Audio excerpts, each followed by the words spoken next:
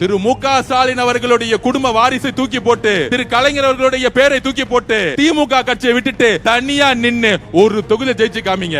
உங்களுக்கு அப்ப எங்க தலைவரை பார்த்து கேள்வி கேட்கறதுக்கு எல்லா உரிமையும் இருக்கு. உங்க குடும்பத்தோட ஐடென்டிட்டிலையும் அண்ணா உருவாக்கக்கூடிய கட்சியிலையும் திமுக அந்த இடத்துல கொஞ்சம் ஸ்கெட்ச் போட கொஞ்சம் தவறிட்டு சேப்பாக்கத்துல எல்லா போக்கஸ் அவங்க அப்பா மேல இருந்துச்சு. அடுத்தது வச்சுக்கலாம். கேள்வி கேட்டுட்டாங்கல்ல, தலைவரை பார்த்து கேள்வி கேட்டாங்கல்ல, பதில் கொடுப்போம், கரெக்டான டைம்ல கொடுப்போம். அப்ப இது புரட்சி இல்லையா? இதுக்கு மேல என்ன புரட்சி வேணும்? சமூக நீதிக்கான புரட்சி எங்க? இந்த தொகுதியில இந்த ஜாதி அதிகமா இருப்பாங்க, அவனை வேட்பாளரா போடு. அப்படி யாராச்சும் தமிழ் வெற்றி கழகத்துல வெற்றி பெற்று இருக்காங்களா? சொல்லுங்க.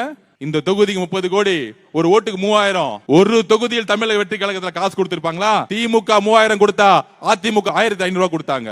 இதே தொகுதியில 1000 ரூபாய் கொடுத்தாங்க. மக்கள் மாற்றத்தை விரும்பினார்கள். மக்கள் கூட்டணி நம்பவில்லை, நல்ல தலைவரை தேடினார்கள். இதுதான் தமிழ்நாடு. நான் எப்பவுமே சொன்னேன், தமிழ்நாட்டு மக்கள், தமிழ்நாட்டு அரசியல் இயற்கையும் நேரமும் சேர்ந்து ஒரு தலைவரை உருவாக்கும். அன்று அண்ணாவை உருவாக்கியது தமிழக மக்கள்.